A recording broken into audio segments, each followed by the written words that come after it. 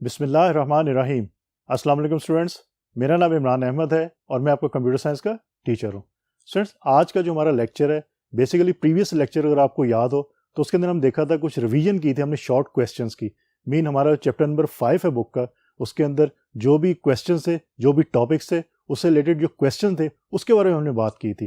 Students, आज उसी को हम आगे लेके चलते हैं और कुछ और क्वेश्चंस की आज बात करेंगे और फिर ये देखेंगे कि उनका जब आंसर आपने लिखना हो एग्जाम के अंदर तो आंसर आप किस तरह लिख सकते हैं। तो स्टूडेंट्स, आइए फिर आज का लेक्चर फॉर्मली स्टार्ट करते हैं।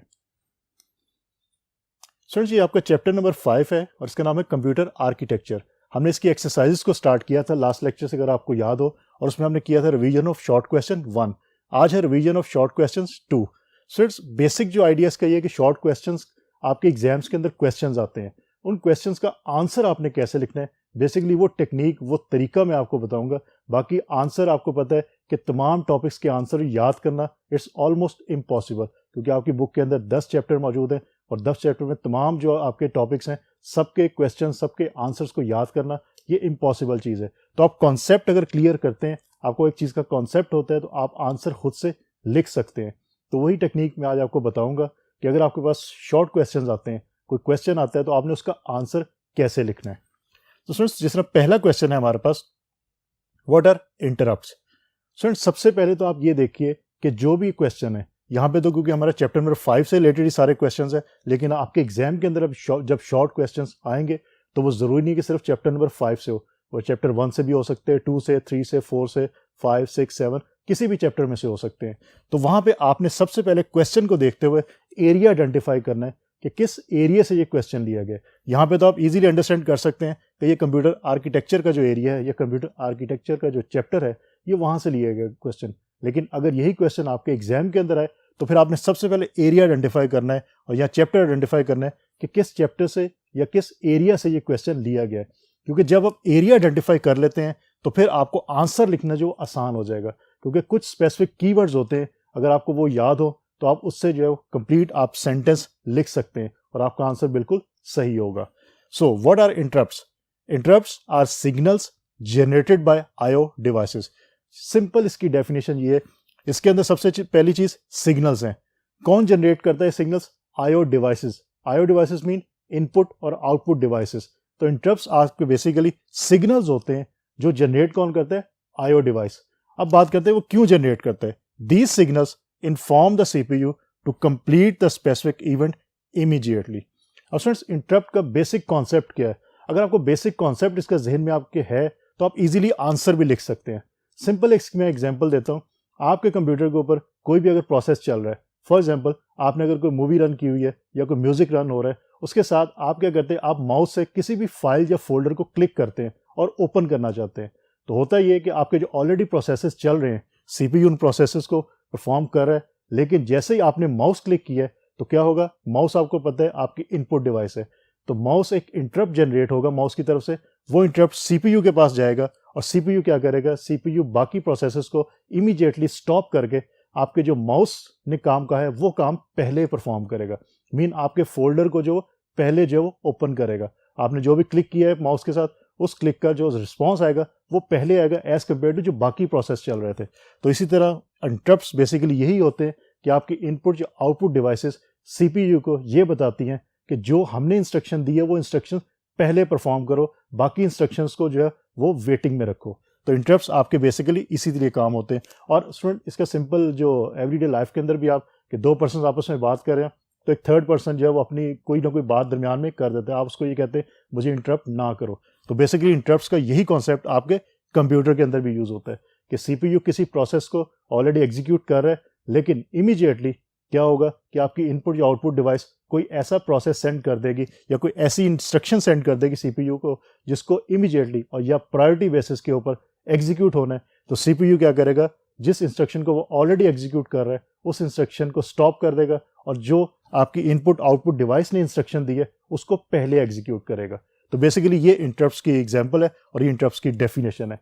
अब अगर आपको बेसिक कॉन्सेप्ट इसका है तो आप इजीली इसका आंसर लिख सकते हैं, इसलिए इसको रट्टा मारने की जरूरत नहीं है। कुछ कीवर्ड्स आप ज़हन में रखें और फिर इसका इजीली आप आंसर जो है वो लिख सकते हैं। नेक्स्ट क्वेश्चन को देखते हैं। What is direct memory access, या इसको हम डीएमए का नाम देते हैं। स्टूडेंट्स मैंने आपको लास्ट टाइम भी ये बताया था कि कुछ क्वेश्चंस के अंदर ही आपको उसके आंसर भी मिल जाते हैं। इस क्वेश्चन के अंदर ही आपको आंसर भी मिलेगा। Direct memory access. Direct memory access का क्या मतलब है कि मेमोरी को डायरेक्ट एक्सेस करना। अब इसका क्या मतलब है, सिर्फ आपको ये आइडिया होना चाहिए कि डायरेक्ट मेमोरी को एक्सेस करने का मतलब क्या है, तो आप इसका इजीली आंसर लिख सकते हैं। The technique in which IO operation is completed without direct involvement of the CPU। Students हमने बात की थी जब कंप्यूटर आर्किटेक्चर का हमने चैप्टर शुरू किया था, और तमाम लेक्चर्स के अंदर हमने बात की है कि जो भी सिस्टम के अंदर आपके कंप्यूटर के अंदर एग्जीक्यूशन होती है, वो बेसिकली या जो भी आपकी इंस्ट्रक्शन जो उसने एग्जीक्यूट होना है, CPU उसके अंदर इन्वॉल्व होता है। स्टूडेंट्स ये एक टेक्निक है हमारे पास, डायरेक्ट मेमोरी एक्सेस। इससे बेसिकली हम CPU की परफॉर्मेंस को इंक्रीज करते हैं। इंक्रीज कैसे करते हैं कि हम ये करते हैं कि अगर आपकी किसी IO ऑपरेशन ने, इनपुट आउटपुट ऑपरेशन ने अगर मेमोरी को एक्सेस करना है, मेन मेमोरी की हम या रैम की हम बात कर रहे हैं कि मेमोरी को अगर एक्सेस करना है, तो उसमें हम CPU को इन्वॉल्व नहीं करते। CPU को इन्वॉल्व नहीं करेंगे तो इसका मतलब CPU उस टाइम के ऊपर कोई और फंक्शन परफॉर्म कर लेगा, और आपका जो प्रोसेसर है, आपका जो कंप्यूटर है, वो आपको बेहतर परफॉर्मेंस जो प्रोवाइड करेगा इन केस। तो स्टूडेंट बेसिकली यही होता है कि डायरेक्ट मेमोरी एक्सेस के अंदर आपके CPU की इन्वॉल्वमेंट कम से कम होती है। जब फर्स्ट टाइम इंस्ट्रक्शन भेजी जाती है तब CPU इन्वॉल्व होता है, और जब इंस्ट्रक्शन को क्लोज किया जाता है तब CPU इन्वॉल्व होता है। स्टार्ट और एंड के दरमियान में आपका CPU जो है वो मेमोरी एक्सेस में इन्वॉल्व नहीं होता। आपके जो डिस्क कंट्रोलर्स है वो डायरेक्ट जो मेमोरी से एक्सेस करते हैं जो भी उनको डाटा चाहिए होता है। तो इससे नाम से ही आप जो अंडरस्टैंड कर सकते हैं, और उसको इजीली आप इसकी डेफिनेशन लिख भी सकते हैं कि direct memory access. Next question है हमारे पास student, what is program counter register, या इसको PC रजिस्टर भी हम कहते हैं। अब थोड़ा सा रिफ्रेश करें अपने माइंड को कि आपने जो रजिस्टर्स का लेक्चर लिया था उसके अंदर हमने कौन कौन से रजिस्टर्स पढ़े थे। हमने सबसे पहले जो रजिस्टर पढ़ा था वो प्रोग्राम काउंटर रजिस्टर ही था, जिसको हम PC काउंटर कहते हैं। और स्टूडेंट इसके अंदर भी काउंटर का मतलब है कुछ वैल्यू जो है वो काउंट हो रही है, मीन वैल्यू चेंज हो रही है। तो अब डेफिनेशन अगर देखें तो आपकी प्रोग्राम काउंटर से रिलेट कर रही होगी। It holds the address of the next instruction to be fetched and execute. Basically ये रजिस्टर्स आपके जो होते हैं ये CPU के अंदर मौजूद होते हैं। CPU ने जब कोई भी एग्जीक्यूशन करनी है तो बेसिकली वो इन रजिस्टर्स को यूज करता है। ये एक रजिस्टर है प्रोग्राम काउंटर, और रजिस्टर उसके हम आगे बात करेंगे, और हमने प्रीवियस लेक्चर्स के अंदर भी उसकी बात कर चुके हैं। प्रोग्राम काउंटर के अंदर सबसे जो इंपॉर्टेंट चीज है वो ये याद रखने वाली है कि इट होल्ड्स द एड्रेस। ये एड्रेस को अपने अंदर स्टोर करता है, ये कंटेंट्स या डाटा को स्टोर नहीं करता, ये याद रखिएगा। क्योंकि मैंने आपको बताया था कि मेमोरी के अंदर क्या होता है कि आपका जो डाटा स्टोर है वो डाटा किसी एड्रेस पे स्टोर होता है। जस्ट लाइक इस तरह कि जिस तरह आपका कोई ना कोई एड्रेस होगा, और अगर आपको जो किसी ने कोई लेटर भेजना है तो आपके एड्रेस से लोकेट किया जाएगा, आपके एड्रेस पे भेजा जाएगा। तो आप डाटा है और आपका जो घर होगा वो आपका एड्रेस होगा। इसी तरह जो भी डाटा आप मेमोरी के अंदर स्टोर करवाते हैं उसका भी कोई ना कोई एड्रेस होता है। तो प्रोग्राम काउंटर या PC के अंदर वो एड्रेस स्टोर होता है। अब एड्रेस किस इंस्ट्रक्शन का होगा? The address of the next instruction to be fetched and executed. Basically जो नेक्स्ट, फॉर एग्जांपल मैं कहता हूं कि एड्रेस नंबर जो 1 है वो एग्जीक्यूट हो रहा है, तो इसका मतलब है कि प्रोग्राम काउंटर के अंदर वैल्यू होगी एड्रेस नंबर 2 की या एड्रेस नंबर 3 की। मीन जो नेक्स्ट एड्रेस एग्जीक्यूट होना है, जिसका कंटेंट एग्जीक्यूट होने, वो एड्रेस बेसिकली प्रोग्राम काउंटर के अंदर सेव होगा। तो स्टूडेंट याद रखिएगा ये कॉन्सेप्ट बहुत इंपॉर्टेंट कॉन्सेप्ट है, और आपके एग्जाम्स में ये नॉर्मली पूछा जाता है कि what is program counter register. It holds the address of the next instruction to be fetched and execute. तो इसमें सिर्फ 2 कीवर्ड्स आपको याद रखने प्रोग्राम काउंटर में। पहला, ये एड्रेस स्टोर करता है, नॉट कंटेंट्स। उसके बाद नेक्स्ट इंस्ट्रक्शन का एड्रेस, किसका? नेक्स्ट जो इंस्ट्रक्शन एग्जीक्यूट होनी है उसका। जो इंस्ट्रक्शन करंटली एग्जीक्यूट हो रही है उसका एड्रेस प्रोग्राम काउंटर के अंदर नहीं होता, वो भी हम बात करते हैं कि किस रजिस्टर में होता है। लेकिन जो नेक्स्ट इंस्ट्रक्शन एग्जीक्यूट होनी है उसका एड्रेस आपका प्रोग्राम काउंटर के अंदर सेव होता है। तो स्टूडेंट्स बेसिकली ये परफॉर्मेंस इंक्रीज करता है आपके CPU की। अब स्टूडेंट्स आगे चलते हैं और देखते हैं हमारे पास और कौन कौन से क्वेश्चंस मौजूद हैं और उनके हम आंसर जो है वो किस तरह लिख सकते हैं। तो आगे फिर नेक्स्ट बोर्ड पे चलते हैं।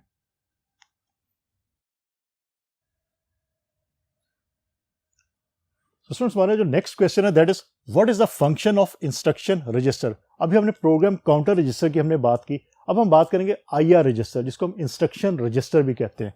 सिंपल नाम से अंडरस्टैंड हो रहा है कि इंस्ट्रक्शन रजिस्टर मीन इसके अंदर इंस्ट्रक्शन होगी। अब सिर्फ हमें ये देखना है कि कौन सी इंस्ट्रक्शन होगी, करंट जो एग्जीक्यूट हो रही है इंस्ट्रक्शन वो होगी या जिसने एग्जीक्यूट होना है वो इंस्ट्रक्शन होगी। क्योंकि अभी हमने प्रोग्राम काउंटर के अंदर देखा कि एड्रेस उसके अंदर सेव होता है लेकिन नेक्स्ट इंस्ट्रक्शन का होता है। तो इंस्ट्रक्शन रजिस्टर के अंदर it holds the current instruction that is being executed. Mean IR के अंदर जो आईआर रजिस्टर है आपका, उसके अंदर जो इंस्ट्रक्शन सेव होती है वो करंट इंस्ट्रक्शन होती है जो एग्जीक्यूट होनी है, वो इंस्ट्रक्शन इसके अंदर सेव होती है। तो इसके अंदर आप सिर्फ कीवर्ड याद रखें करंट इंस्ट्रक्शन का, दैट्स ऑल, आपको आइडिया हो जाएगा। और कुछ बुक्स में आपको ये CIR भी लिखा नजर आएगा, मीन करंट इंस्ट्रक्शन रजिस्टर, उसके अंदर करंट का वर्ड जो है वो यूज कर लिया जाता है, लेकिन आपकी बुक के अंदर इंस्ट्रक्शन रजिस्टर सिर्फ मेंशन है। तो आप इसको याद रखिएगा कि इंस्ट्रक्शन रजिस्टर के अंदर जो करंट इंस्ट्रक्शन आपकी एग्जीक्यूट होनी है वो इंस्ट्रक्शन इसके अंदर सेव होती है, ये बात याद रखिएगा। नेक्स्ट क्वेश्चन है हमारे पास, what is the function of memory address registers, MAR। Students again मैंने आपको अभी कहा कि कुछ क्वेश्चंस के आंसर आपको नाम से अंडरस्टैंड हो जाते हैं, कुछ क्वेश्चन के आंसर आपको जो क्वेश्चन है उसके अंदर जो नाम आपके लिखे हो या नेम मौजूद है वहीं से आप जो अंडरस्टैंड कर सकते हैं। अब अगर आप देखें मेमोरी एड्रेस रजिस्टर का नाम, इसके अंदर मेमोरी एड्रेस रजिस्टर, इसका मतलब है कि मेमोरी का एड्रेस इसके अंदर सेव होगा, क्योंकि एड्रेस का वर्ड इसके अंदर आपने लिखा हुआ देख लिया है। तो it holds the address of active memory location. अब स्टूडेंट प्रोग्राम काउंटर के अंदर नेक्स्ट जो एग्जीक्यूट होनी है इंस्ट्रक्शन उसका एड्रेस होता है। मेमोरी एड्रेस रजिस्टर के अंदर आपकी जो एक्टिव मीन जो करंट इंस्ट्रक्शन एग्जीक्यूट हो रही है उसका एड्रेस सेव होगा। मीन इंस्ट्रक्शन रजिस्टर के अंदर जो इंस्ट्रक्शन सेव होगी उसका जो एड्रेस होगा वो आपका मेमोरी एड्रेस रजिस्टर के अंदर सेव होगा।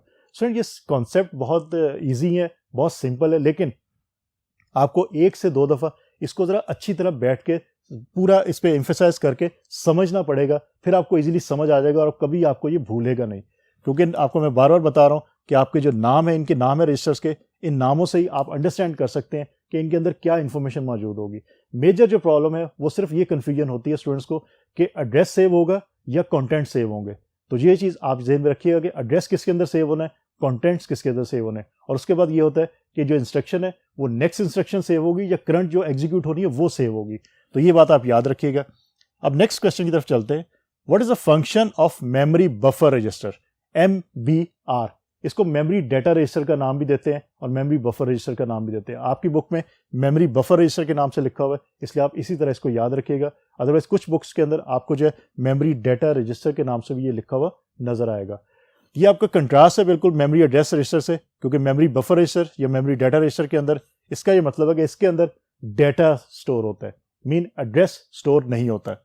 It holds the contents of the memory location read from और written in the memory. Basically contents जो एड्रेस पे कंटेंट्स पड़े हुए हैं, मीन एड्रेस अगर मैं कहता हूँ जी FFF है, उस पे कंटेंट्स पड़े हुए 2, तो 2 इसके अंदर आपका जो सेव होगा मेमोरी बफर रजिस्टर के अंदर। तो स्टूडेंट्स ये याद रखिएगा। मैंने आपको रजिस्टर्स के बारे में बता दिया, प्रोग्राम काउंटर के बारे में, IR के बारे में, MAR के बारे में और MBR के बारे में। ये बहुत इंपॉर्टेंट है आपके एग्जाम्स पॉइंट ऑफ व्यू से, कि इनके बारे में बहुत ज़्यादा पूछा जा सकता है। आपका जो कंप्यूटर है उसमें जो CPU है, जब वो एग्जीक्यूशन करता है तो वो इन रजिस्टर्स को लाजमी, इन चारों रजिस्टर्स को वो यूज़ करता है। इसके अलावा और भी हमारे पास रजिस्टर्स मौजूद हैं, वो अपने प्रीवियस लेक्चर्स के अंदर उनकी हम बात डिटेल के साथ कर चुके हैं। सो इट्स नेक्स्ट क्वेश्चन है हमारे पास, what is the role of stack pointer register, या इसको SP रजिस्टर का नाम भी देते हैं। सो इसका सबसे पहले तो हम ये देखें कि स्टैक क्या होता है। आपको स्टैक का आइडिया होना चाहिए। What is stack? Stack in fact arrangement of data is called stack, कि आपकी मेमोरी के अंदर जो डाटा किस तरह अरेंज किया जाएगा, हम उसको स्टैक का नाम दे देते हैं। और स्टूडेंट ये एक डाटा स्ट्रक्चर है जो प्रोग्रामर्स है वो उसको बहुत ज़्यादा यूज़ करते हैं स्टैक को। तो प्रोग्रामिंग के अंदर स्टैक को बहुत ज़्यादा यूज़ किया जाता है, क्योंकि प्रोग्रामिंग के अंदर आपने अपनी मेमोरी को सेव करना होता है। तो स्टैक के थ्रू आप मेमोरी को सेव कर सकते हैं। तो arrangement of data is called stack and data is stored और रिट्रीव फ्रॉम स्टैक। अब स्टैक से डाटा रिट्रीव करना या स्टोर करना कैसे होगा, उसके लिए हम 2 टेक्निक्स यूज़ करते हैं। बेसिकली एक ही टेक्निक है, उसके 2 नाम है, LIFO लिफो और FILO, last in first out और first in last out. Last in first out कि आपकी लास्ट जो इन होगी अगर वैल्यू, तो आपकी फर्स्ट वैल्यू जो आउट हो जाएगी, और सेकंड में अगर फर्स्ट वैल्यू इन होगी तो लास्ट वैल्यू जो उसके अंदर थी वो आउट हो जाएगी। तो इस तरह आप रिट्रीव और डाटा स्टोर कर सकते हैं। Push and pop instructions are usually used in stack to store और retrieve the values. Students basically आपके जो प्रोग्रामर्स हैं वो पुश एंड पॉप के जो कीवर्ड्स हैं उनको यूज़ करते हैं किस काम के लिए, कि इंस्ट्रक्शंस को, कि आपके स्टोर और रिट्रीव करने के लिए डाटा को। पुश है कि स्टैक के अंदर अगर डाटा स्टोर करवाना है, पॉप है स्टैक से अगर डाटा आपने रिट्रीव करना है, तो उसके लिए हम यूज़ करते हैं। So stack pointer register is use to manage the stack. तो स्टैक को मैनेज करने के लिए हम स्टैक पॉइंटर रजिस्टर जो है वो यूज़ करते हैं। स्टैक पॉइंटर रजिस्टर के अंदर जो वैल्यू स्टोर होती है स्टैक की, वो जो top of the stack value होगी वो इसके अंदर स्टोर होती है। तो ये बात याद रखिएगा। नेक्स्ट हमारे पास जो क्वेश्चन है that is what is an accumulator. Again accumulator is also a resistor. क्या करता है ये? It is used for ALU operations. पहली चीज तो ये कि अरिथमेटिक एंड लॉजिकल ऑपरेशंस को परफॉर्म करता है। मीन आपके एडिशन, सब्ट्रैक्शन, मल्टीप्लिकेशन, डिवीजन, उसके साथ ग्रेटर देन, लेस देन, जो भी ऑपरेशंस होंगे वो आपके एक्यूमुलेटर के थ्रू जो है वो परफॉर्म होते हैं। It holds the initial data to be operated upon and the final results of processing. So basically इसकी मैं सिंपल आपको एग्जांपल दे देता हूँ कि आपके CPU के अंदर फॉर एग्जांपल अगर आपने 2+2 करवाना है, मीन 2+2 आपने 4 का आंसर करवाना है, तो आपके जो दो रजिस्टर्स होंगे उनके अंदर वैल्यू होगी 2+2 और एडिशन के बाद जो रिजल्ट आएगा वो एक्यूमुलेटर के अंदर सेव होगा और एक्यूमुलेटर से फिर आपका जो रिजल्ट जो है वो मेमोरी की तरफ जो मूव कर सकता है। तो इस तरह आपको रिजल्ट है वो आफ्टर प्रोसेसिंग वो एक्यूमुलेटर के अंदर सेव होता है। तो ये रजिस्टर भी आपका जो आपके CPU से डायरेक्टली रिलेट कर रहा होता है। तो फ्रेंड्स ये बेसिकली हमारे पास कुछ क्वेश्चंस थे जिसकी हमने बात की। अब हम आगे चलते हैं और देखते हैं हमारे पास कौन कौन से क्वेश्चंस मौजूद है जिनके हम आंसर जो है इजीली फाइंड आउट कर सकते हैं या नहीं कर सकते। तो स्टूडेंट्स नेक्स्ट बोर्ड पे चलते हैं और नेक्स्ट क्वेश्चंस को देखते हैं।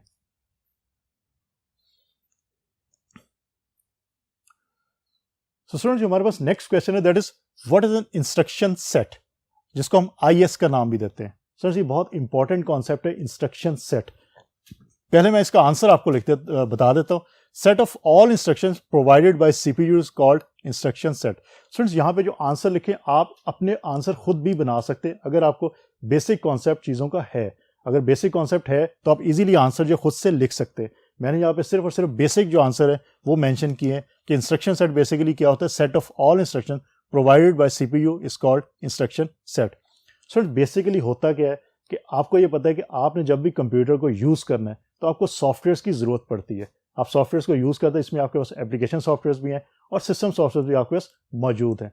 अब स्टूडेंट्स होता क्या है कि आप ये कहते हैं कि मैंने जो इंटेल का आर्किटेक्चर है, मीन इंटेल एक कंपनी है, उन्होंने अपना CPU या उन्होंने अपना मदरबोर्ड जो बनाया है आपके कंप्यूटर्स में यूज़ होता है। आप कहते हैं उस कंपनी के लिए मैंने एक जो है वो सॉफ्टवेयर डिज़ाइन किया है जो उसके मदरबोर्ड पे या इंटेल का जो आर्किटेक्चर है उस पर रन होगा। अब स्टूडेंट्स मसला ये है कि आपको कैसे पता चलेगा कि आपका जो सॉफ्टवेयर वो कंपैटिबल है इंटेल के साथ। स्टूडेंट्स बेसिकली उस चीज़ को हम इंस्ट्रक्शन सेट का नाम देते हैं। आपके कंप्यूटर का जो आर्किटेक्चर होता है इनफैक्ट वो इंस्ट्रक्शन सेट के ऊपर ही बेस कर रहा होता है। हम उसको इंस्ट्रक्शन सेट आर्किटेक्चर या ISA का नाम भी देते हैं, मीन इंस्ट्रक्शन सेट आर्किटेक्चर। ये बेसिकली ऐसे ही होता है कि वो इंस्ट्रक्शन जो आपका CPU इजीली अंडरस्टैंड कर सकता है वो प्रोग्रामर्स को बताई जाती हैं। प्रोग्रामर्स फिर उन इंस्ट्रक्शंस की बेस के ऊपर ऐसा प्रोग्राम डिज़ाइन करते हैं जो आपका CPU जिसको इजीली जो है वो एग्जीक्यूट कर सके, फेच कर सके, डिकोड कर सके और उस पर फंक्शंस परफॉर्म कर सके। इसकी मैंने एग्जांपल पहले ही बताई, फिर आपको बता देता हूँ कि फॉर एग्जांपल आप एक ऐसा सॉफ्टवेयर लेके आए जो आपने इंस्टॉल किया अपने सिस्टम पे लेकिन वो सिस्टम पे नहीं चला। आपने किसी IT एक्सपर्ट से पूछा तो उसने ये कहा कि आपका जो सॉफ्टवेयर है वो इस आर्किटेक्चर से जो है वो कंपैटिबल नहीं है। अब कंपैटिबिलिटी का क्या मतलब है? बेसिकली कंपैटिबिलिटी का स्टूडेंट मतलब यही है कि आपके जो सॉफ्टवेयर का इंस्ट्रक्शन सेट था वो मैच नहीं कर रहा किसके साथ, आपका जो CPU यूज़ हो रहा है कंप्यूटर के अंदर। फॉर एग्जांपल इसकी सिंपल एग्जांपल लेते हैं कि आप जो सिंपल इंटेल के लिए सॉफ्टवेयर यूज़ करते हैं उन सॉफ्टवेयर्स को अगर आप एप्पल के कंप्यूटर के ऊपर इंस्टॉल करेंगे तो आपको प्रॉब्लम फेस करनी पड़ सकती है क्योंकि दोनों का इंस्ट्रक्शन सेट आर्किटेक्चर डिफरेंट है। तो फ्रेंड्स बेसिकली इंस्ट्रक्शन सेट का अगर बेसिक कॉन्सेप्ट आपको है तो आप इजीली उसका आंसर लिख सकते हैं। मैं आपको इस पर डिस्करेज करता हूँ कि आप इसको रट्टा मारें या याद रखने की कोशिश करें, बहुत ज़्यादा इसको समझने की कोशिश करें। अगर आप इसको इजीली अंडरस्टैंड कर सकते हैं तो आंसर आप किसी भी तरह से लिख सकते हैं। नेक्स्ट क्वेश्चन है हमारे पास student, what is a fetch decode execute cycle? This cycle describes the process of an execution of an instruction within the computer. Students, अब ये देखते हैं कि आपने देखा होगा कि हमने बात की थी लेक्चर्स के अंदर कि हमारा जो CPU है वो जब भी उसने किसी इंस्ट्रक्शन को एग्जीक्यूट करना है सबसे पहले उसको फेच करेगा। फेच नॉर्मली वो मेमोरी से करता है। तो फेच का साइकिल है वो क्या करता है, वो उसको मेमोरी से फेच करता है। फेच करने के बाद डिकोड होता है। डिकोड ये होता है कि आपके जो भी आपने मेमोरी से फेच किया इंस्ट्रक्शन, उस इंस्ट्रक्शन ने बेसिकली करना क्या है। मीन उसमें एडिशन होनी है, सब्ट्रैक्शन होनी है, प्लस होना है, माइनस होना है, डिवीजन होनी है, ग्रेटर देन होना है, लेस देन होना है, क्या होना है, वो बेसिकली डिकोड है। कि आपके CPU को ये बताया जाता है, CPU को ये पता चलता है डिकोड की फेज में कि इस इंस्ट्रक्शन के साथ मैंने करना क्या है। देन फिर एग्जीक्यूट किया जाता है। डिकोड में अगर कहा जाए कि एडिशन करनी है तो एग्जीक्यूशन के अंदर फिर वो एडिशन हो जाती है। और अगर आप इसमें 4 ऐड कर लें फोर्थ भी साइकिल के अंदर, फोर्थ फेज भी, तो वो आपकी राइट बैक की होती है कि मेमोरी के अंदर आप इसको राइट बैक कर लेते हैं। लेकिन नॉर्मली आपकी फेच, डिकोड और एग्जीक्यूट का जो साइकिल है वो कंप्लीट एक साइकिल बनाता है कि आपका सीपीयू जब किसी भी इंस्ट्रक्शन को उसने एग्जीक्यूट करना है तो सबसे पहले फेच करना है, फिर डिकोड करना है और फिर उसको एग्जीक्यूट करना है उसने। नेक्स्ट क्वेश्चन है हमारे पास, what is low level languages. Sir अब ये क्वेश्चन हमारे जो है वो लैंग्वेजेस से रिलेटेड है। जो हमने लैंग्वेजेस के बारे में पढ़ा था कि हमारे पास प्रोग्रामिंग लैंग्वेजेस होती हैं। पहली चीज़ तो आपको ये कॉन्सेप्ट होना चाहिए कि प्रोग्रामिंग लैंग्वेजेस हम क्यों यूज़ करते हैं। सर बेसिकली बात वही आ गई कि हम जब भी कंप्यूटर को हमने यूज़ करना है, हमें कोई ना कोई सॉफ्टवेयर चाहिए होगा और सॉफ्टवेयर डेवलपर्स आपके डिज़ाइन करते हैं। अब सॉफ्टवेयर को डिज़ाइन करने के लिए क्या चीज़ यूज़ होती है, प्रोग्रामिंग लैंग्वेजेस यूज़ होती हैं। इसलिए प्रोग्रामिंग लैंग्वेजेस के बारे में हम अच्छी तरह आगे भी नेक्स्ट लेक्चर्स के अंदर भी पढ़ेंगे, नेक्स्ट चैप्टर्स के अंदर भी पढ़ेंगे। अब प्रोग्रामिंग लैंग्वेजेस के अंदर हमारे पास बेसिकली जो है वो डिफरेंट टाइप्स होती हैं। उसमें एक टाइप है हमारे पास लो लेवल लैंग्वेज की, the language which is close to machine language. Low level language वो लैंग्वेजेस होती हैं जो आपकी मशीन लैंग्वेज मीन जिस लैंग्वेज को सीपीयू इजीली अंडरस्टैंड कर सकता है, उस लैंग्वेज से करीब तरीन होती हैं। उसमें आपकी 2 टाइप्स हमने पढ़ी थी, एक असेंबली लैंग्वेज की और दूसरी हमने मशीन लैंग्वेज पढ़ी थी। मशीन लैंग्वेज डायरेक्टली अंडरस्टैंडेबल है सीपीयू के, उसमें कोई आपको इंस्ट्रक्शन को जो है वो ट्रांसलेट करने की जरूरत नहीं पड़ती। और वो कौन सी लैंग्वेज है, वो 0 और 1 की फॉर्म में, क्योंकि आपको ये पता है कि आपका जो कंप्यूटर है वो सिर्फ 0 और 1 की फॉर्म को अंडरस्टैंड करता है, किसी और फॉर्म को अंडरस्टैंड नहीं करता। उसके कंट्रास्ट में जो आपकी लो लेवल लैंग्वेज दूसरी असेंबली लैंग्वेज है, उसको फिर कन्वर्ट किया जाता है किसके अंदर, आपके जो मशीन लैंग्वेज के अंदर। और उसके लिए हम जो यूज़ करते हैं इंटरप्रेटर, इसके लिए हम जो यूज़ करते हैं वो बेसिकली असेंबलर कहलाता है। Next question is what is a high level language. जिस तरह हमारे लो लेवल लैंग्वेज है उसी तरह हमारे पास हाई लेवल लैंग्वेजेस है। It is close to human language like C++, Java etcetera etcetera. Basically students हम लोग ज़्यादातर लैंग्वेजेस जो यूज़ करते हैं, जो सॉफ्टवेयर डेवलपर्स यूज़ करते हैं, वो हाई लेवल लैंग्वेजेस होती हैं क्योंकि उसके अंदर कोड को लिखना ईजी होता है एज कम्पेयर टू आपकी लो लेवल लैंग्वेजेस के। तो हाई लेवल लैंग्वेज की मैंने एग्जाम्पल्स भी यहाँ पे मैंशन कर दी।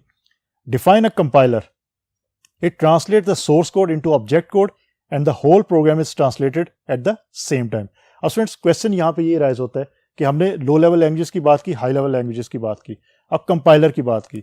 अब बात यह है कि लैंग्वेज ट्रांसलेटर्स का आपने एक लेक्चर पढ़ा था, उसके अंदर हमने ये देखा था कि आपकी जो डिफरेंट लैंग्वेजेस है, मशीन लैंग्वेज के अलावा जितनी भी लैंग्वेजेस हम यूज़ करते हैं, मीन असेंबली लैंग्वेज हो या आपकी जितनी भी हाई लेवल लैंग्वेजेस हैं, क्योंकि वो डायरेक्टली अंडरस्टैंडेबल नहीं है सीपीयू को, तो क्या होता है आपको दरमियान में एक क्या चाहिए, आपको एक लैंग्वेज ट्रांसलेटर चाहिए।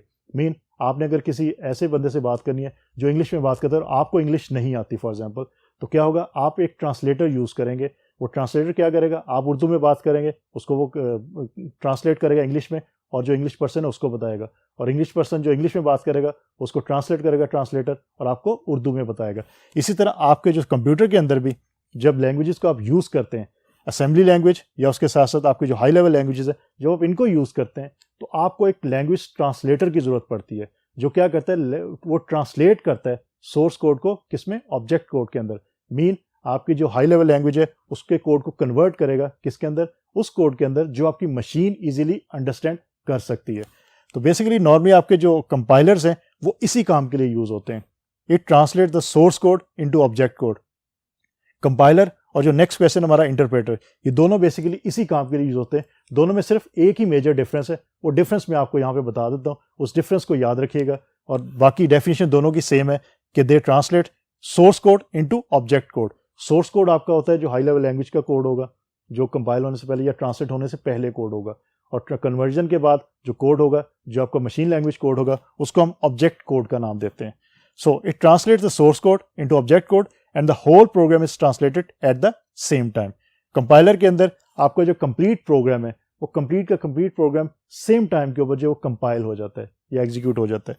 इंटरप्रेटर के अंदर क्या होता है, it translates the source code into object code statement by statement. Interpreter के अंदर स्टेटमेंट या लाइन बाय लाइन जो एग्जीक्यूशन होती है, लेकिन आपके कंपाइलर के अंदर कंप्लीट प्रोग्राम आपका एक ही वक्त के अंदर जो है वो एग्जीक्यूट हो जाता है। तो बेसिकली आपका जो इंटरप्रेटर है एज कम्पेयर टू कंपाइलर जो है वो स्लो होता है। आपकी मेजॉरिटी जो इस वक्त मॉडर्न प्रोग्रामिंग लैंग्वेजेस हैं वो ज़्यादातर कंपाइलर यूज़ कर रही हैं, वो इंटरप्रेटर यूज़ नहीं करती, क्योंकि इसके अंदर एग्जीक्यूशन स्लो होती है, कंपाइलर के अंदर एग्जीक्यूशन फास्ट होती है। और स्टूडेंट्स लास्ट आज का जो क्वेश्चन है उसको ज़रा देख लेते हैं। What is an assembler? It translates assembly code into machine code. Assembly language की हमने बात की कि लो लेवल लैंग्वेज के अंदर हमारे पास दो टाइप्स थी, एक मशीन लैंग्वेज और एक असेंबली लैंग्वेज। तो असेंबली लैंग्वेज को के कोड को भी कन्वर्ट करने के लिए आपको लैंग्वेज ट्रांसलेटर चाहिए होगा।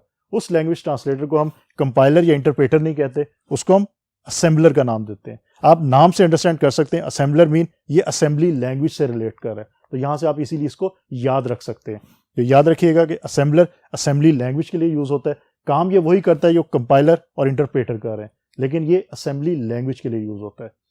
तो स्टूडेंट्स बेसिकली आज का जो हमारा लेक्चर था वो इनफैक्ट जो प्रीवियस हमारा लेक्चर था उसी से रिलेट था कि हमने रिवीजन कुछ की शॉर्ट क्वेश्चंस की, कि अगर आपके एग्जाम के अंदर शॉर्ट क्वेश्चंस आते हैं तो आपने उनका आंसर कैसे जो है वो लिखना है। अब स्टूडेंट ये बात ध्यान में रखिएगा कि आपने आंसर लिखते हुए सबसे पहले तो क्वेश्चन का एरिया आइडेंटिफाई करना है, किस एरिया से ये क्वेश्चन लिया गया है। फिर कुछ कीवर्ड्स आपके ज़हन में अगर हैं मौजूद हैं जिनको आपने ज़हन में रखा हुआ है, उन कीवर्ड्स की बेस पे आप खुद से सेंटेंसेस लिख के और आंसर को कंप्लीट कर सकते हैं। स्टूडेंट्स यहाँ पे मैंने कुछ क्वेश्चन लिखे थे, लास्ट लेक्चर के अंदर कुछ क्वेश्चन लिखे थे। आपकी बुक में और भी क्वेश्चंस मौजूद हैं, आपको इंटरनेट से और क्वेश्चंस मिल सकते हैं फॉर प्रैक्टिस। आप उनको देखिएगा, उनको समझिएगा, क्वेश्चन लिखें, आंसर खुद देने की कोशिश करें, तो होपफुली आप भी इजीली आंसर जो है वो लिख सकेंगे। तो स्टूडेंट्स होपफुली आज का लेक्चर आपको अच्छी तरह समझ आ गया होगा। इंशाल्लाह अगली दफ़ा नए लेक्चर के साथ दोबारा मुलाकात होगी, तब तक के लिए अल्लाह हाफिज़।